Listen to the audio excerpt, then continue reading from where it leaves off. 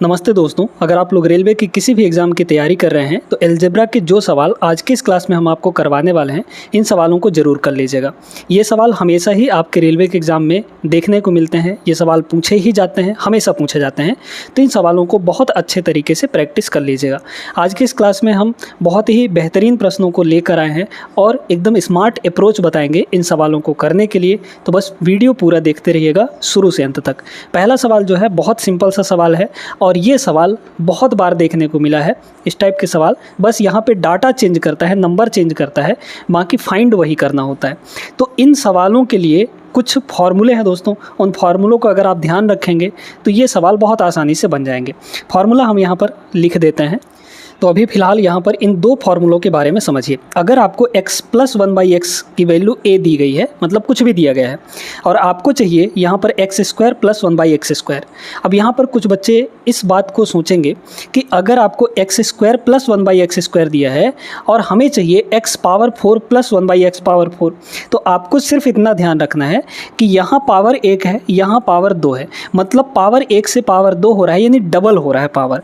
तो double power में हम यही वाला फार्मूला लगाएंगे, ठीक है। डबल पावर में जब पावर आपका डबल हो रहा होगा और यहाँ पे प्लस दिया गया हो और प्लस में, तो हम लोग क्या करते हैं, इसका स्क्वायर करके -2 कर देते हैं। क्लियर है ये बात। दूसरा फार्मूला ये है कि अगर x - 1/x की वैल्यू a दी गई है, अब यहाँ पे माइनस है, तो क्या करेंगे, x² + 1/x² की अगर वैल्यू चाहिए तो हमें a² + 2 करना पड़ेगा। क्लियर हो गई ये दोनों फार्मूले, ठीक है। याद रखेंगे तो बहुत जल्दी होगा और प्रैक्टिस करते करते ये फार्मूले अपने आप याद हो जाते हैं। अब इस सवाल को देखिए, x + 1/x की वैल्यू 3 दिया गया है, क्या इसकी डायरेक्ट वैल्यू नहीं निकाल सकते हैं? पावर 1 से पावर 2 हो रहा है, मतलब यहाँ पे पावर डबल हो रहा है। तो जब पावर डबल हो रहा है और ये प्लस दिया है और प्लस की ही वैल्यू पूछी जा रही है, तो हम लोग क्या करेंगे, सीधे सीधे यहाँ पर इसका स्क्वायर कर देंगे, यानी 3 का स्क्वायर। तो 3 का स्क्वायर यहाँ पर कितना हो जाएगा, 9 होगा। और यहाँ पे चूँकि प्लस दिया है तो हम लोग को -2 करना पड़ेगा। तो कितना आ गया यहाँ पर, 9 - 2 यानी कि 7। तो 7 ऑप्शन नंबर ए इसका करेक्ट आंसर हो जाएगा। समझ में आ गया। ऐसे ही इस वाले फार्मूले पर भी सवाल पूछे जा सकते हैं। अभी आगे ऐसे सवाल आएंगे कि यहाँ पर उल्टा भी करना पड़ सकता है आपको, यानी कि x² + 1/x² की वैल्यू दे देगा और आपको उल्टा आना है, मतलब पावर 2 से पावर 1 में आना होगा। यानी x + 1/x की वैल्यू पूछी जा सकती है या फिर x - 1/x की वैल्यू पूछी जा सकती है। तो हर एक टाइप के सवाल करेंगे, आप लोग टेंशन मत लीजिएगा, पूरा वीडियो जरूर देखिएगा। एक एक सवाल अच्छे से डिटेल में हम आपको समझा देंगे। चलिए दोस्तों, अब यहाँ पर जो सवाल दिया गया है इसमें आपको पावर 1 से पावर 3 में जाना है, यानी क्यूब हो रहा है, यानी कि पावर 3 गुना हो रहा है। पावर यहाँ पर 3 गुना हो रहा है, तो कैसे करेंगे? तो इसके लिए भी हम आपको फार्मूला लिखकर बताए दे रहे हैं, उन फार्मूलों को आप लोग नोट कर सकते हैं।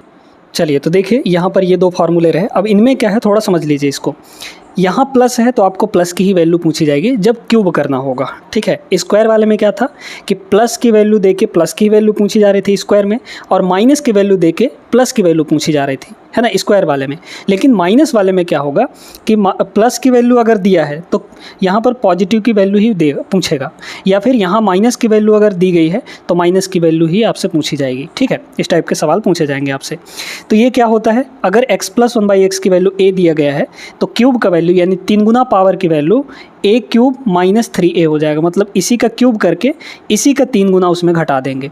और जब माइनस वाला निकालना होगा तो a³ + 3a कर देंगे, यानी कि उल्टा काम करना है। प्लस वाला निकालना है तो -3a करेंगे, माइनस वाला निकालना है तो +3a कर देंगे, ठीक है। अब आइए इस सवाल पे, x + 1/x की वैल्यू 42 दी गई है, हमें चाहिए क्यूब की वैल्यू, पावर 1 से पावर 3 में जाना है। तो क्या करेंगे, ये तो हमारा a है, इसी का क्यूब करिए, यानी कि ये हो जाएगा 42 का क्यूब, और माइनस कर देंगे। अब चूंकि प्लस का वैल्यू निकाल है तो -3 × a, यानी कि इसी का 3 गुना, मतलब 42, ठीक है।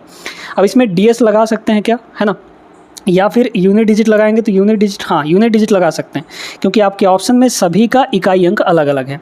देखिए 2 का क्यूब यानी कि 8 होगा इसका इकाई अंक, माइनस 3 दूना 6, इसका इकाई अंक कितना होगा, 6 होगा।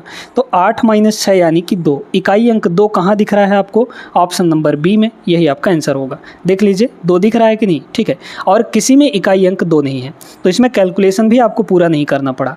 उम्मीद करते हैं समझ आ गया होगा। अब आइए दोस्तों, अब जो हमारे सामने सवाल है ये बहुत बेहतरीन सवाल है, बहुत ख़तरनाक भी है। आपको पहली बात तो समझ में नहीं आ रहा होगा कैसे करना है, ठीक है। x पावर 4 प्लस यहाँ पर x पावर -4 है, इस पर x पावर -4 को अगर हम बटे के फॉर्म में लिखें तो क्या होगा, 1/x पावर 4 हो जाएगा। यानी कि ऊपर में पावर -4 था, तो जब ये नीचे आएगा तो पॉजिटिव पावर बदल जाएगा, है ना। मतलब हमारे पास कुछ ऐसे दिया है, ये दिया गया है x पावर 4 प्लस इसको लिखा जा सकता है 1/x पावर 4, है ना। नेगेटिव पावर पॉजिटिव बदल जाएगा, और यही दिया है आपको कितने के बराबर, 1154 के बराबर। क्लियर है, ये बात सभी को समझ में आ गई ना, ठीक है। अब हमें चाहिए क्या, हमें चाहिए यहाँ पर x प्लस, ये x पावर -1 है तो इसको नीचे ले आएंगे तो x पावर +1 हो जाएगा, और सीधे सीधे कह सकते हैं x प्लस 1/x। यानी अब हमको पावर 4 से पावर 1 में जाना है, तो डायरेक्ट तो जाएंगे नहीं, हम क्या करेंगे, पहले आधा आधा पावर करेंगे, है ना। जैसे पावर 2 से पावर 1 में आते थे, वैसे ही हम पहले पावर 4 से इसके आधे पावर में आएंगे, यानी पावर 2 में आएंगे। तो यहाँ पे उल्टा काम करना होगा आपको भाई। अब आप जानते हैं कि देखिए, अगर हमारे पास x प्लस 1/x की वैल्यू a दी रहती थी, तो हमें अगर चाहिए होता था कि भाई x² प्लस 1/x² की वैल्यू चाहिए होती थी, तो क्या करते थे, a का स्क्वायर कर देते थे, है ना, और -2 कर देते थे। करते थे कि नहीं, ठीक है। मतलब हम पावर जब डबल कर रहे थे तो यहाँ a² -2 कर रहे थे, लेकिन हमको पावर डबल से पावर आधे पे आना है, यानी उल्टा काम। यहाँ पावर 4 है, इसके आधे में आना है, यानी x² प्लस 1/x² हमको निकालना है कि नहीं, बिल्कुल सही बात है। मतलब ये हमको निकालना है, तो ये निकालने के लिए क्या करेंगे भाई, इधर -2 था तो इधर ले आएंगे तो +2 हो जाएगा, तो इसमें आपको +2 कर देना है। इसमें क्या करना है, +2 कर देना है। तो 1154 का में +2 करेंगे तो 1100 कितना हो जाएगा, 56 हो जाएगा। और इधर देख लीजिए स्क्वायर था, तो इधर ले आएंगे, मतलब a की वैल्यू, मतलब इसकी वैल्यू हम निकाल रहे हैं, ठीक है। तो a² है, इधर लगाएंगे तो रूट लग जाएगा, मतलब ये हो जाएगा रूट। तो क्या करना है, सीधे सीधे देखिएगा, पावर 4 से अगर पावर 2 में आना है, यानी आधे पावर में आना है, ठीक है। आधा कैसे, यहाँ पे अगर 6 पावर दिया रहता है, x power 6 plus 1/x power 6, और हमको 3 में आना होता, तब भी हम यही काम करते, क्योंकि आधे पावर में आ रहे हैं, है ना। तो स्पेसिफिक मत होइएगा, आप बस इतना समझ लीजिए कि हमको आधे पावर में आना है। तो आधे पावर में आने के लिए, जबकि यहाँ पर प्लस हो, है ना, प्लस वाले आधे पावर में आने के लिए हमको क्या करना है, +2 करके अंडर रूट ले लेना है। अगर इसी से हमको ये चाहिए होता, यानी x² - 1/x² चाहिए होता, तो हम लोग क्या करते, यहाँ पर -2 करके और रूट ले लेते। समझ में आई बात कि नहीं, ठीक है। आ जाइए, 1156 का वर्गमूल कितना हो जाएगा, 1156 का वर्गमूल, है ना, 1156 का वर्गमूल। तो वर्गमूल निकालने का तरीका भी आपको बता देते हैं। देखिए, लास्ट में क्या है, 56। अब 56 जो है, किसका स्क्वायर करने पर लास्ट में 56 आता है, थोड़ा सोचिए। आप कहेंगे सर 16 का स्क्वायर कर दें अगर, तो लास्ट में 256 आ जाता है कि नहीं, मतलब 56 हमको लास्ट में मिल गया 16 का स्क्वायर करने पर। तो अब जो इसका वर्गमूल होगा वो या तो 50 - 16 होगा, 50 - 16 होगा, जो कि कितना होगा, 34, या फिर 50 + 16 होगा। 50 + 16 अगर करेंगे तो 50 का वर्गमूल तो 2500 ऑलरेडी होता है, और 50 + 16 यानी कि 66 आ जाएगा, और 66 का स्क्वायर तो 3600 से ज़्यादा होगा, लेकिन ये 3600 से तो कम है ना, मतलब 2500 से ही कम है ये। तो यानी कि इसका वर्गमूल कितना होगा, 50 - 16, जो कि 34 के बराबर होगा। तो इसका वर्गमूल कितना आ गया, 34 के बराबर। क्लियर है ये बात कि नहीं, मतलब हमें x² + 1/x² की वैल्यू 34 मिल गई। अब हमें क्या करना है, यहाँ पर हमको अब फिर से आधे पावर में आना है। तो फिर से आधे पावर के लिए वही तरीका, आधे पावर में आना है और प्लस में ही आना है, मतलब x + 1/x में। यहाँ पावर 2 था तो 1 में आ गए, यानी आधे पावर में। तो फिर से वही काम, क्योंकि प्लस में आ रहे हैं तो इसमें +2 कर दीजिए, तो 34 में +2 कर देंगे और इसका ले लेंगे वर्गमूल, तो कितना आ गया यहाँ पर, 36 का वर्गमूल हो जाएगा। और 36 का वर्गमूल कितना होता है, 6 के बराबर। मतलब x + 1/x की वैल्यू 6 आएगी, जो कि ऑप्शन नंबर बी में है। समझ में आ गया बात कि नहीं, तो 6 इज़ द राइट आंसर। आगे चलिए प्रश्न नंबर 4 पे। बहुत बेहतरीन सवाल करवाएंगे और बहुत अच्छे तरीके से करवाएंगे दोस्तों, तो वीडियो पूरा देखते रहिएगा, है ना, पूरा वीडियो ज़रूर देखिएगा आप लोग, आपके लिए फ़ायदेमंद ही होगा ये क्लास, है ना, घाटा कहीं नहीं करने वाला। अब देखिए इस सवाल को, ये भी सवाल है उसी टाइप का, लेकिन थोड़ा सा अलग है, बस थोड़ा सा ही अलग है। आप इस चीज़ को अगर समझ पाएंगे तो बहुत आसान तरीके से लगा लेंगे इसको। देखिए x² - 4x + 1 = 0, कितना दिया है, x² माइनस यहाँ पे 4x +1 इक्वल टू 0। हमें क्या करना है, हमें चाहिए चूँकि x square plus 1/x square, तो हमें सबसे पहले फाइंड करना होगा x प्लस 1/x, है ना, वहाँ से निकाल सकते हैं। इसमें से x प्लस 1/x आ जाएगा कैसे, सभी में अगर x से डिवाइड कर दें, पहले में x से डिवाइड करेंगे तो एक x से एक x कट जाएगा, तो यहाँ बचेगा सिर्फ x माइनस, यहाँ x से डिवाइड कर देंगे तो सिर्फ 4 बचेगा क्योंकि x और x कैंसिल आउट हो जाएगा। इसमें x से डिवाइड करेंगे तो 1/x हो जाएगा कि नहीं, इसमें x से डिवाइड करेंगे तो ये 0 ही रहेगा। अब क्या हम यहाँ से x प्लस 1/x की वैल्यू देख पा रहे हैं, बिल्कुल देख पा रहे हैं, कितनी हो जाएगी, -4 को उधर ले जाइए +4, तो x प्लस 1/x की वैल्यू 4 आ गई। हमें क्या चाहिए, पावर 1 से पावर 2 पे जाना है, यानी कि डबल करना है ना, पावर को यहाँ पर डबल करना है, x square plus 1/x square, तो इसका भी डबल कर देनी है, यानी कि ये a है हमारा, तो a का स्क्वायर मतलब 4 का स्क्वायर, और चूँकि यहाँ प्लस था तो इसमें हम -2 करेंगे, अगर यहाँ माइनस रहता तो यहाँ पे +2 कर देते, बताए थे ना।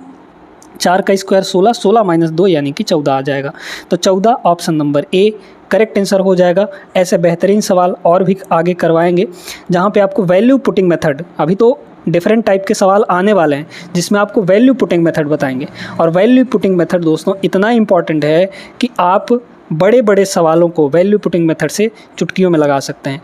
ठीक है, तो आगे बस देखते रहिए आप। आगे देखें, एकदम लाजवाब सवाल। अब इसमें थोड़ा आप सोचिए कि कैसे किया जा सकता है इस सवाल को।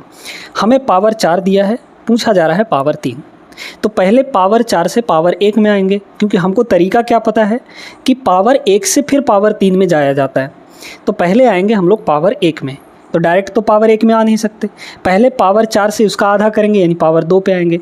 तो बताइए x power 4 plus 1/x power 4 की वैल्यू 194 दी गई है, तो यहाँ से पावर आधे पे आइए, यानी कि x square plus 1/x square पे आइए, तो कितना हो जाएगा, पावर आधे पे आ रहे हैं और चूंकि यहाँ प्लस है, ठीक है प्लस है, तो क्या करेंगे इसमें +2 करके और रूट ले लेंगे, तो 194 में 2 जोड़ेंगे 196 आएगा, 196 आएगा, और इसका ले लेंगे वर्गमूल, तो कितना आ गया यहाँ पर 196 का वर्गमूल यहाँ पर 14 होता है।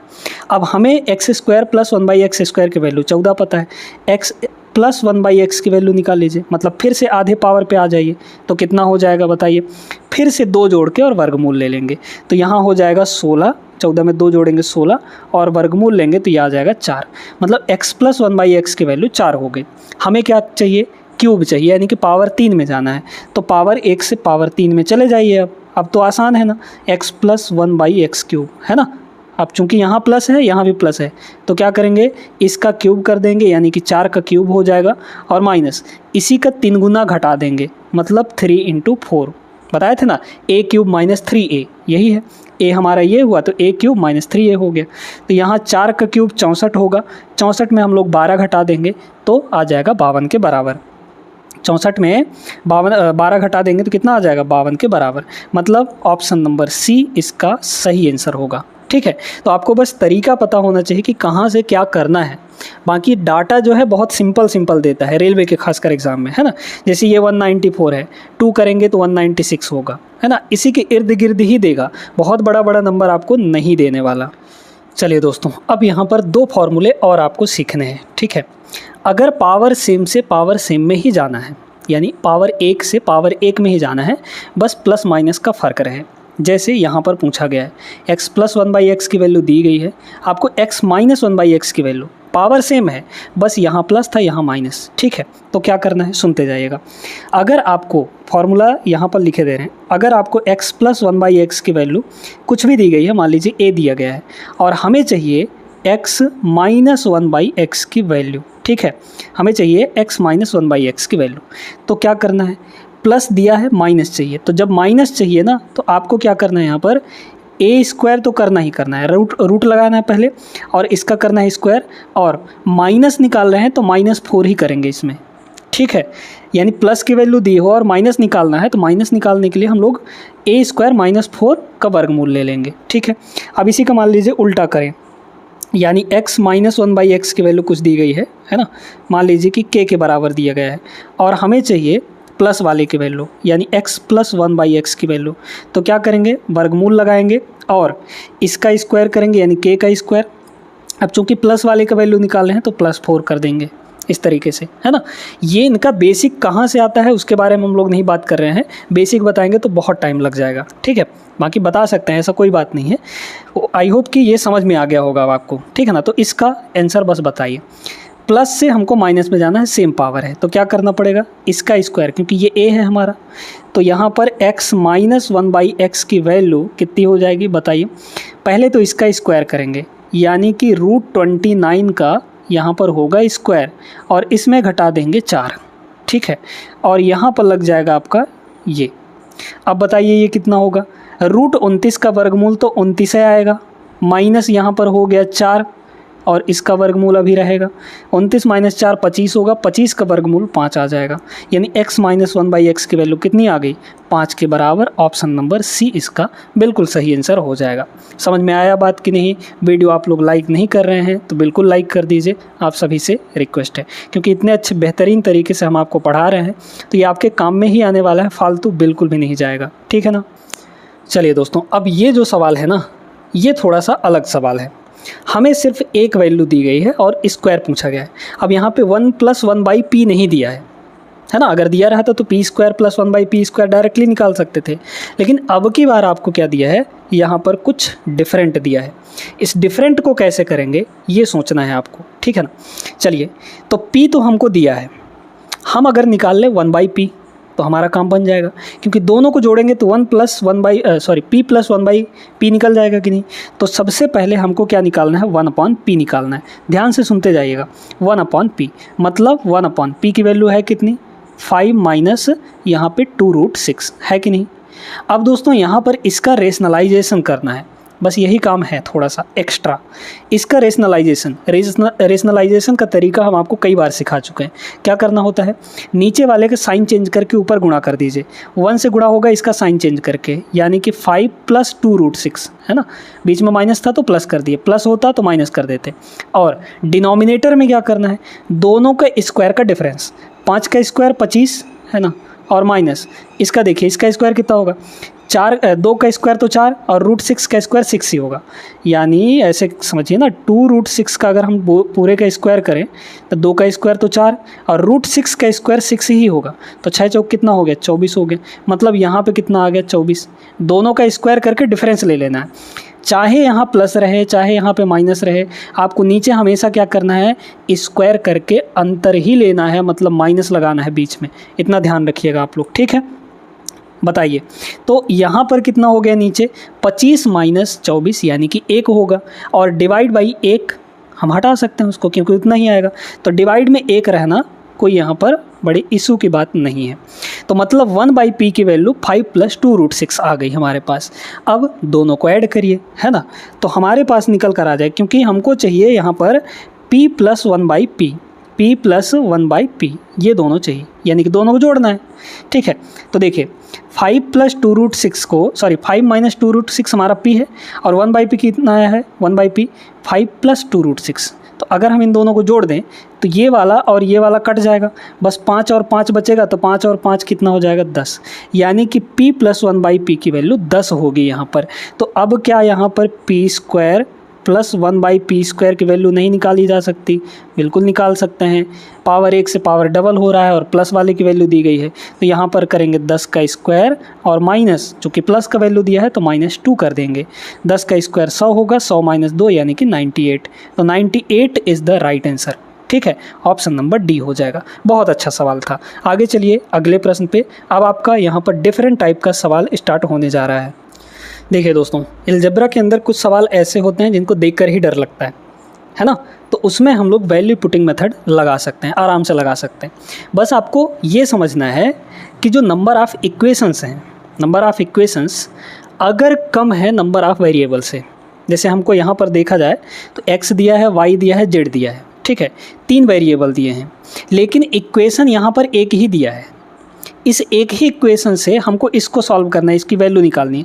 ये थोड़ी ना इक्वेशन है, ये जो पूछा गया है ये थोड़ी ना इक्वेशन है, ये तो आपका बहुपद है, मतलब पॉलिनोमियल है, ठीक है। लेकिन इक्वेशन तो एक ही दिया गया है।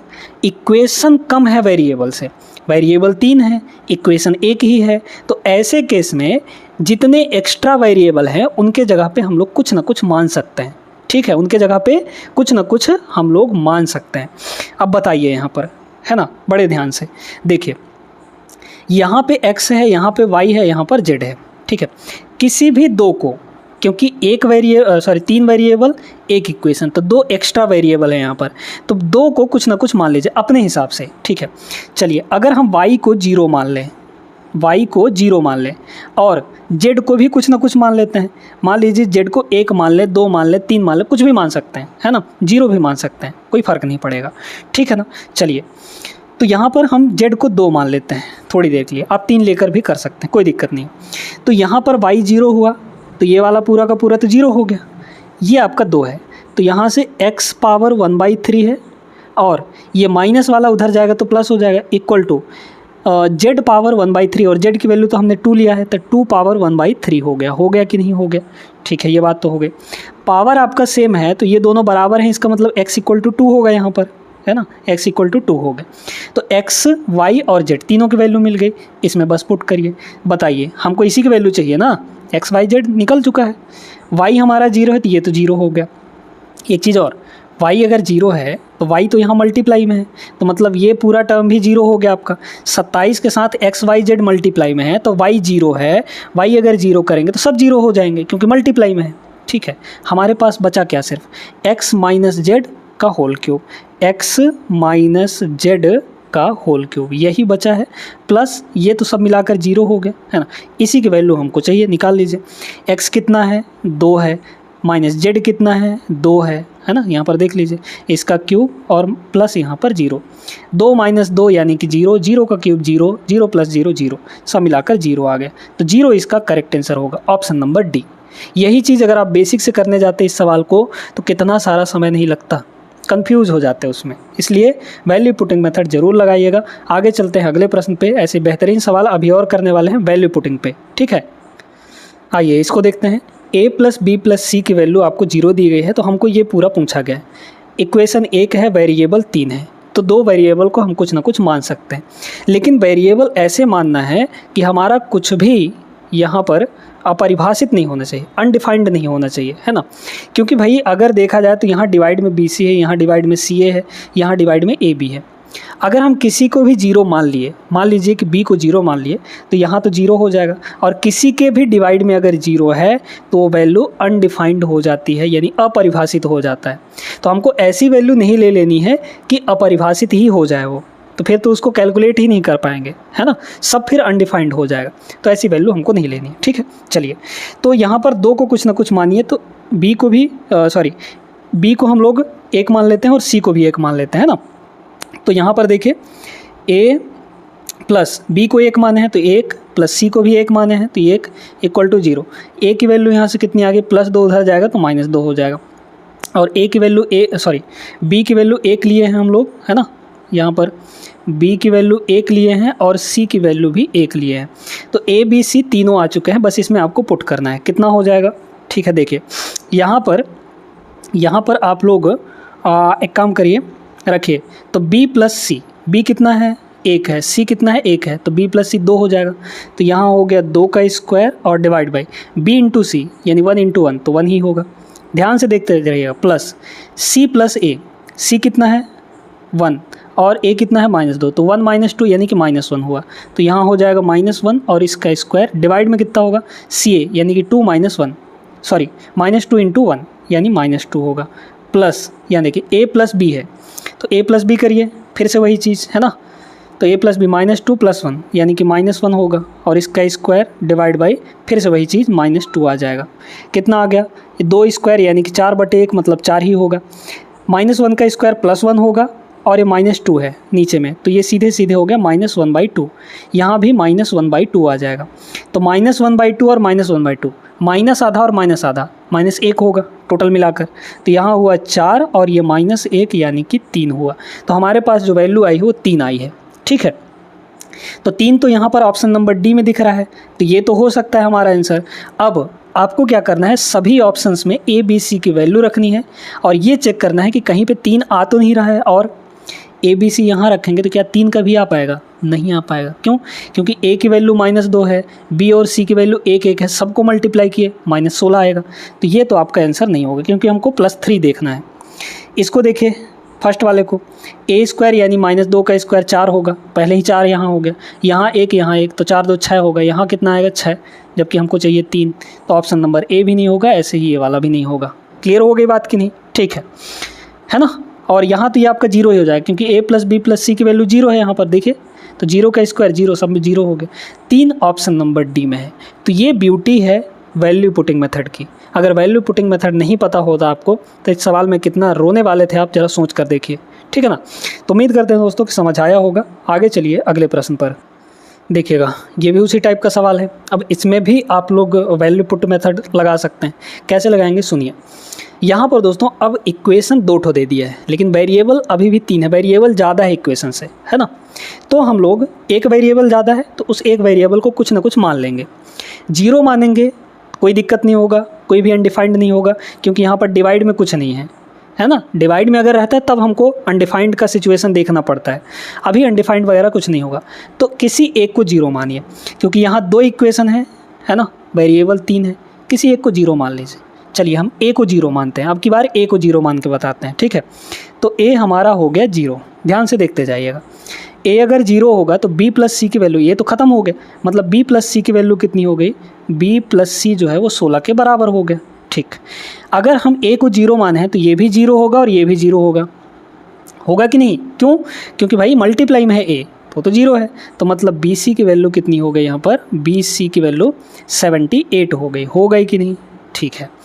अब आइए इधर, अब हमने a को 0 माना है तो ये ख़त्म और ये वाला ख़त्म, मतलब b³ + c³ है यहाँ पर, b³ प्लस यहाँ पर c³, b³ + c³।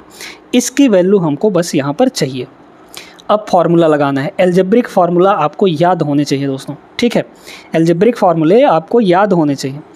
जैसे हमने एक बार बताया था कि xy ले लेते हैं। चलिए, x³ + y³, इसकी जो वैल्यू होती है वो होती है x + y, और ब्रैकेट में यहाँ पर होता है x² -xy और प्लस यहाँ पर y²। ये एक फार्मूला है। इसी का एक और फार्मूला होता है, क्या होता है? x + y, ये तो रहेगा ही रहेगा, है ना।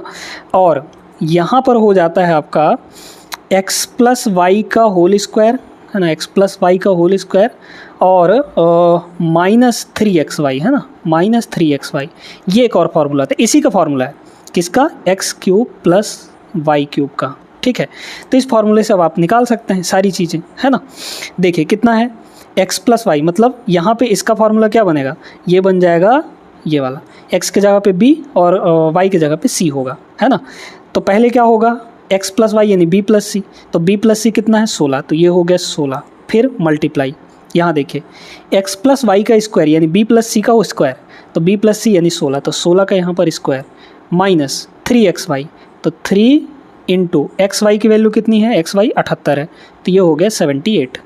कैलकुलेट कर लीजिए कितना होगा, ये हो गया 16, है ना। और इधर देखिए इकाई अंक लगा सकते हैं क्या? देखिए 8 × 3 = 24 और 6 × 6 = 36, बिल्कुल लगा सकते हैं। यूनिट डिजिट लगा सकते हैं।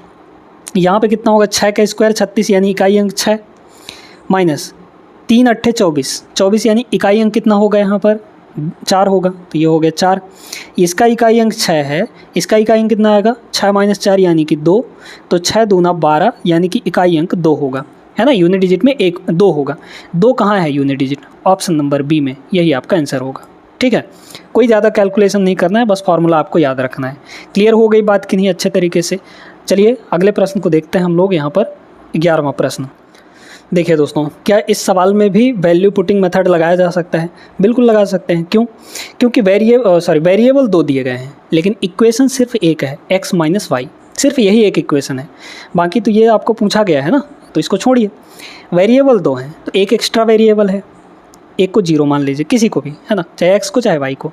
चलिए y को अगर हम 0 मान लें तो ये ख़त्म, यानी x की वैल्यू यहाँ से कितनी हो गई? 1 हो गई, है ना, ये तो 0 हो जाएगा। चलिए, तो y की वैल्यू हमने 0 ले ली और x की वैल्यू हमने कितना, हमारे पास कितना आ गया? 1 आ गया। वैल्यू सब रख दीजिए इसमें। x कितना है, 1 है, तो यहाँ हो जाएगा 1 का क्यूब। ये आपका 0 है तो ये ख़त्म, ये 0 है तो मल्टीप्लाई करेंगे तो ये भी ख़त्म हो जाएगा। मतलब 1 का क्यूब माइनस सब 0 हो जाएगा। तो 1 का क्यूब कितना होगा, 1 के बराबर। तो इस पूरे की वैल्यू 1 आ गई, ऑप्शन नंबर डी होगा। कितना आसान है ना। अगर आप सही अप्रोच से पढ़ते हैं सवालों को, सही अप्रोच से लगाते हैं तो बहुत आसानी से सवाल बन जाते हैं। मैथ्स में ज़्यादा कुछ कठिन नहीं होता है, बस आपको सही तरीका पता होना चाहिए, सही अप्रोच पता होना चाहिए। ठीक है, वैसे आप बेसिक से लगाएंगे तो लगाते रह जाएंगे, इनको बहुत सारा समय लग जाएगा, है ना। तो इसलिए दोस्तों आप सही तरीके से पढ़िए और सही तरीका हमारे चैनल पे आपको मिल जाएगा, ठीक है ना। तो इसलिए इस चैनल को सब्सक्राइब कर लीजिए और इस वीडियो को लाइक ज़रूर कर दीजिएगा, अपने दोस्तों तक पहुंचा ज़रूर दीजिएगा। आगे मिलेंगे हम लोग अगले क्लास में ऐसे ही बेहतरीन सवालों के साथ। तब तक आप लोग सभी अपना ख्याल रखिएगा। जय हिंद।